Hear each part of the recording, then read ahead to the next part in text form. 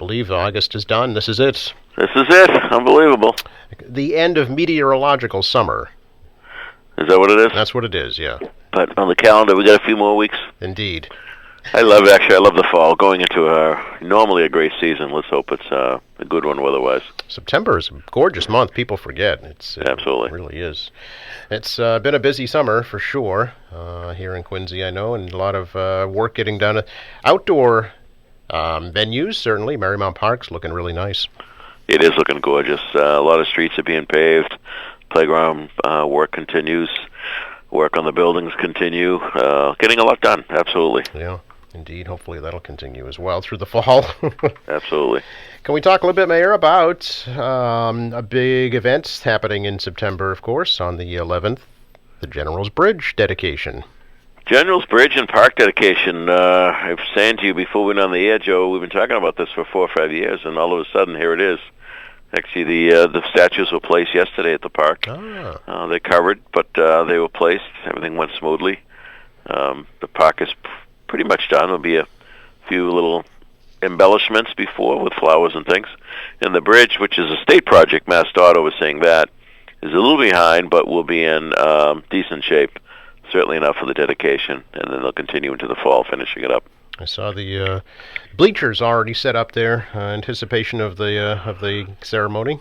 Yes, that's because of the labor shortage. So that company, which is Boston, they had to bring laborers in from the outside to help put them up, create the structure of Mars Scaffolding. They're an old Boston company. So, it frames the area. I expect we'll have probably 3,000 or 4,000 people there. Wow. Hopefully the weather will cooperate. But I know there's a lot of buzz in the military community about it. We're getting calls every day with questions, and so we're excited about it. 5 living generals will be speaking, and we'll be joined by the governor and the congressman and a number of electeds, and should be a really great day for the city of Quincy. And this is open to the public, yes? Open to the public, 10 o'clock in the morning on the 11th, 20th anniversary of 9/11, of course. Yeah. So it's another fitting day for Quincy. The military history is such a part of our heritage, and I think this really will speak to that, tell that story, and hopefully be an inspiration for generations to come to serve. Will the park be open to the public after that? Yes, it will. Okay.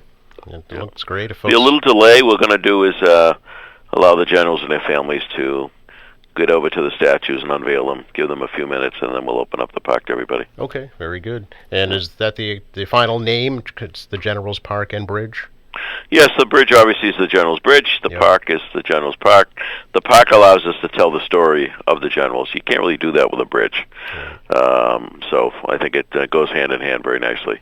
There'll be there's 8 new flagpoles there as part of it, 5 for the military branches, and then 1 state, city, and then, of course, the U.S. flag on the tallest pole. So it's really going to be handsome. And will the sculptor be at the ceremony, do you know? Yes, he will. Oh, okay. Sergei will be with us, and very excited about that. He's such a talent. He's world-renowned now. Amazing. Very good. Mayor, I know that there's been a lot of work going on behind the scenes with the city unions. Any update that you could provide for us? Yes, we have a number of additional unions that have settled for the same contract that we've talked about. This current year, 3%. Last year, 0%. So a 2-year contract that's 0 and 3. And then we'll go right into contract negotiations for the next 3 years, because this 3% will end in June 30th. Okay.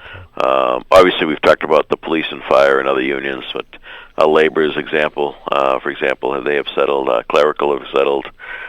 So pretty much every city employee's union has settled, with the exception of 2 small ones, and we're in the process there. Librarians, they've all settled. On the school side, a number of the unions have settled, with the exception of the teachers and the Teamsters, I believe. But custodians, food service, paras, secretaries, they have all settled for the same 0-3. So hopefully we'll get it all wrapped up in the coming weeks. Is that the same offer to the teachers union? I have said from day one that nobody would get any more than anybody else. Okay. They all get treated the same. Okay. Any sign that might be coming to an agreement soon? I really don't know. I know the teachers. You were supposed to be negotiating in good faith, but the leadership has been, in my opinion, pretty mouthy, mimicking some of the MTA stuff. And too bad. they the ones that opted not to meet till September, and then they were critical of me on social media that I wouldn't meet, which was a lot of baloney. But by the way, it's the school committee as well. It's not just me on that side of the street. It's the superintendent of the school committee that get involved in negotiations, whereas the city side, it's purely the mayor that drives the contracts.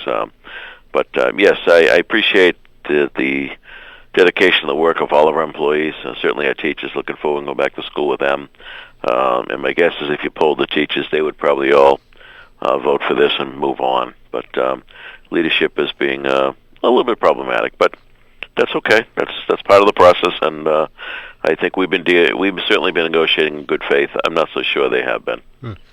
Speaking of, back to school a week from tomorrow, first day of school here in Quincy. Are we ready?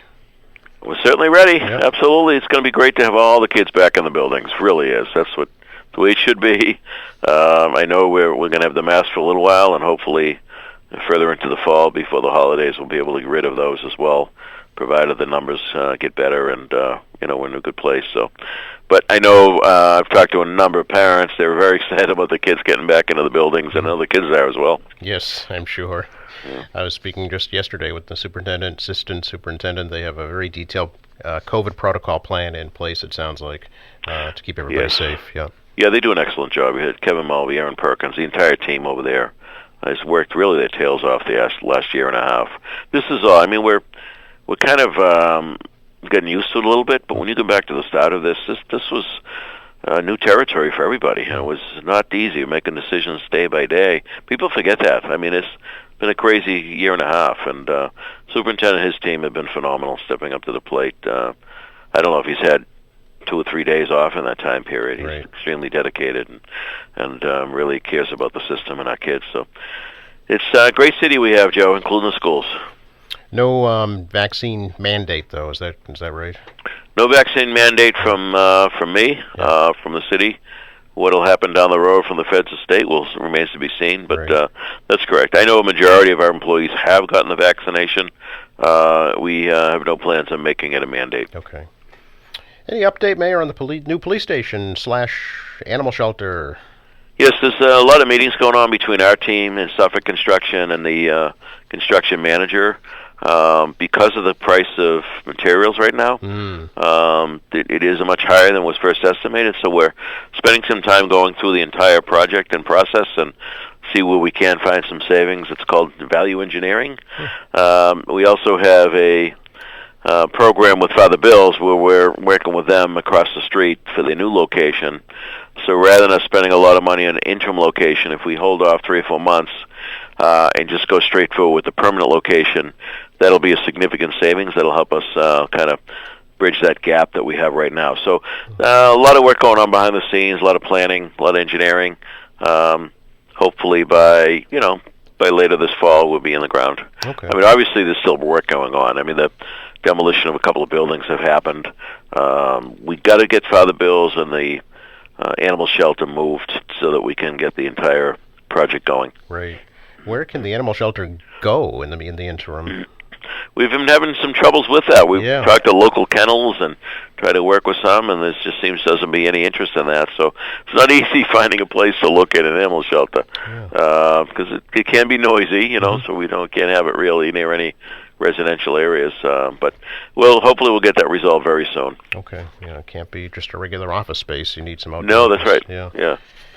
Tonight, Mayor, as you're well aware, the 11th annual candlelight vigil for those who've died of overdose or substance use disorder, and it's hard to believe it started so long ago, and I know this has been a priority of yours from the start of your administration.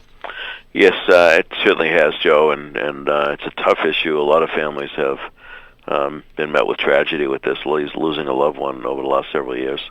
And, during this pandemic, we definitely have slipped a little bit in this area. We definitely lost some traction on the great progress we were making. The pandemic definitely contributed to more mental health issues, more substance abuse issues, and I think that we're going to be playing some catch-up for a long time. But, tonight we pause. We have a candlelight vigil. It's not a political event. It's purely a spiritual event where we come to remember our loved ones from our community who have passed from this awful, awful scourge. Yeah. So, the work continues.